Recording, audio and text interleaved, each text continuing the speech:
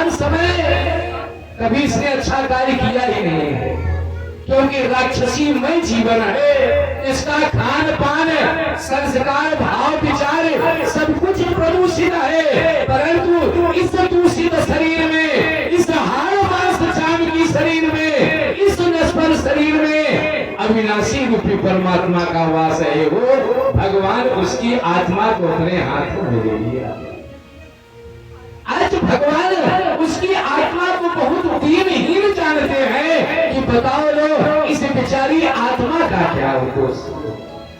इसलिए इसे आत्मिक तृप्ति, आत्मिक शांति की आवश्यकता है। दीन जान प्रभु निज पद अपने चरणों को प्रदान कर देते हैं। अपने चरणों में उस ताड़का की आत्मा को स्थान दे देते हैं। आज परम गति, सदगति ताड़का को प्रदान हो जाती है। राक्षसी जीवन सर्वदा के लिए समाप्त हो जाता है। जब तक हमारे आपके अंदर दुराशा भरी हुई है, दुराशा के कारण हम आप अपनी मानवीय प्रवृत्ति को भी भूल बैठे हैं कि हम प्रभु के संतान हैं, प्रभु के अंश हैं। तो हमारे प्रभु को, हमारे माता पिता को हम ऐसा कार्य करें कि उन्हें पीड़ा न हो। श्रेष्ठ कर्म हमारे आपके अंदर है।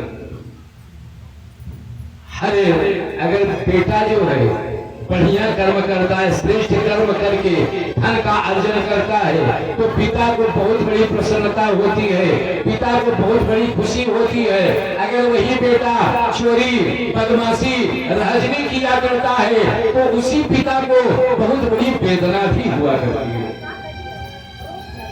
दुराशा का अंत कर देना। जो हमारे अंदर बुराइयां हैं, आज से हम आप भी संकल्प लेंगे।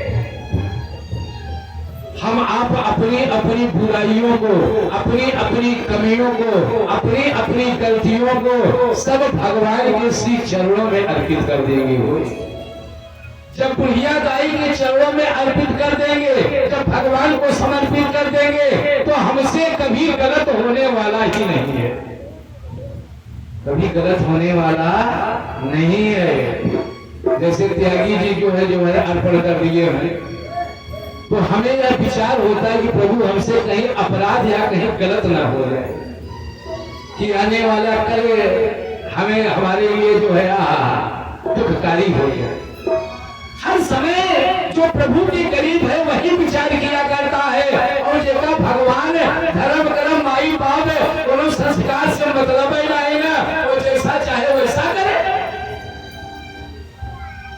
महाराज जनक के जीवन में आज कृतज्ञता का बोध हो रहा है। पहला चरण क्या है? दुराशा का अंत कर देना।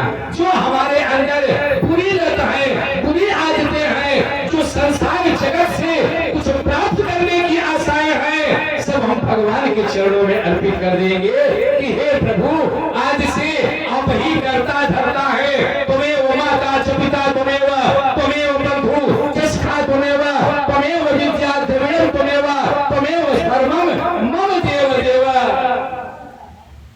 मैंने सौंप दिया है जीवन का सब भार तुम्हारी हाथों में।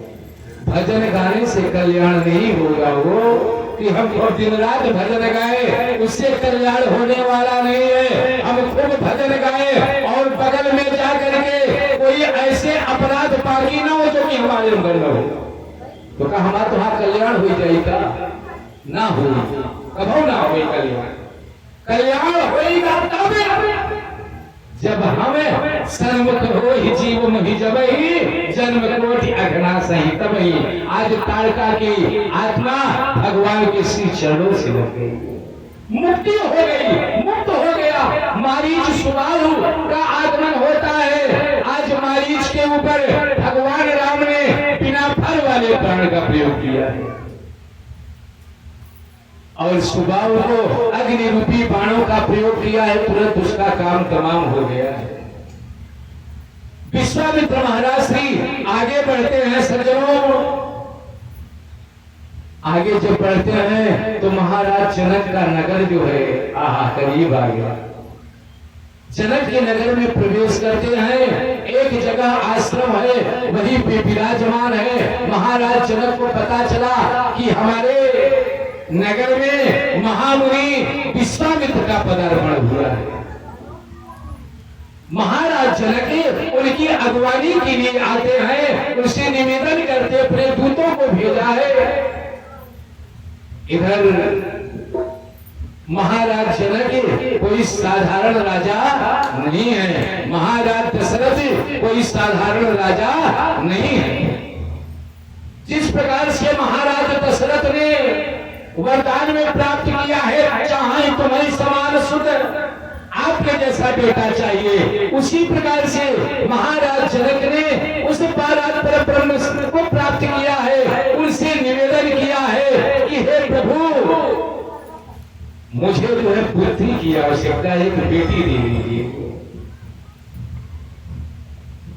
आज एक बेटी जो है प्रदान कर दीजिए। महाराज जनक की बेटी का नाम क्या है? उर्मिला। महाराज जनक की जो सगी पुत्री है, उनका नाम है उर्मिला। उर्मिला का मतलब जिसका हृदय उस प्रभु से मिला हुआ होगा। कहा गया है यथा नामो तथा गुण है। नाम तो इतना सुंदर रखा है माँ बाप ने, परंतु उस नाम के अनुरूप हमारे आपके अंदर गुण भी होना चाहिए। उस नाम की मर्यादा की रक्षा करनी चाहिए कि हमारा नाम तो चीनी प्रसाद है और हमारे अंदर मिठास गुणवत्ता है। कहने का भावार्थ यथा नामो तथा गुण। माता पिता गुरुजन जब भी नामकरण किया करते थे तो भगवान देवी देवता से नाम लगा हुआ रखते थे कि अगर देवी देवता से नाम लगा हुआ रखेंगे तो इनके अंदर दैविक कृपा प्राप्त होगी, दैविक शक्ति प्राप्त होगी। कि मान लो पूरा काम करने के पहले अपने नमवा को तो थोड़ा ले जाएगा कि हमारा नाम फलाना है और हम कार्य जो है बिल्कुल ठिकाना से भी कई गुना गड़बड़ कर रहे हैं। समझ रहे ना? यथा नामो तथा गुण। ऐसे हम जो है कानपुर के सज्जनों, हमारे एक भगत है जो है, उनके पास कोई बेटा पहले से गए तो उनके यहाँ पुत्र की प्राप्ति हुई थी। बोले महाराज जी आइए आइए आइए, आपका स्वागत है। महाराज जी दो बालक जो बेटा हुए थे, ये तीसरा वाला हम सोचे थे कि प्रभु कन्या दे दो, लेकिन लड़की ना होने की वजह से फिर पुत्र प्राप्त हो गया। हम कहा यार ये तो बहुत भाग्यशाली है। कहे हाँ महाराज जी बस आपकी कृपा आशीर्वाद है। बोले गुरुजी ये तो बेटों का तो नामकरण हमने अपने हिसाब से कर लिया था और हम आपसे निवेदन करेंगे कि आप मिलता जुलता जैसे हमने दोनों का नाम रखा है, आप हमारे तीसरे बालक का आप अपने मुखार बिंदु से नाम सुंदर नाम रख दिए, लेकिन गुरुजी मिलता जुलता हुआ नाम होगा। हमने कहा तो बड़े वाले का नाम क्या रखा है? बोले कि गुरु जी बड़े वाले का नाम रखा है चित्तरंजन। क्या नाम रखा है? चित्तरंजन। चित्त का रंजन करने वाला, चित्त को आनंद प्रदान करने वाला। हमका बड़ा ही सुंदर नाम है। कहे गुरु जी ऐसा का तो सरके का नाम रखे हो? कहे गुरु में से मिलता जुलता नाम रख दिया। हम कहा क्या?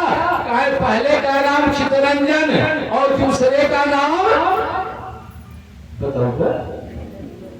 अब आप लोग नाम रखे बहुत आगे है, जब्बू टीकू टिरनू फिरनू ये सब नाम रखे लगे। हाँ अरे बोलो टिरनू कोनो नाम है, टिरनू कोनो नाम है। जोने मन में आए कहे महाराज जब नाम के रहा ना बहुत ऐसा रहा वो ये नाम का टिरनू टिरनू रख दिया। ले बताओ अब जब तिरनू रख दिए तो का जवानी में युवा अवस्था में का सही नहीं होते हो। हाँ फिट नहीं। हम कहा दूसरे वाले का नाम क्या रखे हो? बोले प्रभु दूसरे वाले का नाम है मनोरंजन। पहले वाले का नाम चितरंजन और दूसरे वाले का नाम मनोरंजन। तो कहा बहुत बढ़िया नाम। तो सोचे लगे मूल खरीवा हुए लगे हम भैया का नाम रखें, का नाम रखें। तब कहा देखो भाई जब ऐसे मिलता जुलता तो नाम रखा था रसगुल्ला, पहले वाले का नाम चितरंजन, दूसरे वाले का नाम मनोरंजन और इस तीसरे का नाम तत्वंजन। जब भाई हमें अब तो तत्वंजन। हाँ गुरुजी यह नाम बहुत बड़ा का देखा ना प्रोजेक्ट कंपनी कितना प्रचार आवत है। हाँ और प्रचार करने वाला कितना लेता है कितना लोग गुरुदेव हम कहा 10 लाख रुपया और नेटवर्क चार्ज के समय हो था कि 2 महीना 3 महीना तक नाइट कंपनी वाला बंद कर देगा, फिर से फॉर्म भरना पड़ता है। तो हाँ गुरु जी तो ठीक है नाम जोड़वा ए मनोरंजन चितरंजन तत्वंजन। ऐसे एक बाबा जी घूमते घूमते घूमते घूमते कहाँ आ गए, अमरपुर में आ गए। तो बुलाए सुलाए सधुए हुए के बुलावल आप आजकल तो सधुए से सब भरपूर रहे चाहता है। काहे से जितना भी बदमाशी होत बा, जितना भी कार्य होत बा सभी सधुए भेष में। हाँ जितना भी बदमाश है खतरनाक जे अपने आप के कोनो उनसे बाकी नहीं निकलवा। वो आए तो साधु बनी गए तो साधु बनी का छोड़िएगा, उनका तो प्रवृत्ति वही बनी है तो उसी लाइन में रहेंगे, करवा तो वही अपना करेंगे। अब काल नेमी अगर मान लो राम नामी ओढ़ लिए श्री राम राम राम राम बच्चा राम राम हमें तो राम राम आधार है, अब बोलने लगा तो का साधु हो गया का।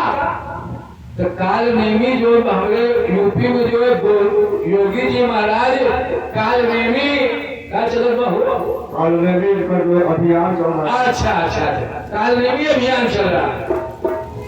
तो काल नेमी अभियान जब आप लगाओगे तो हमारे हनुमान जी का उकारी रहे ना।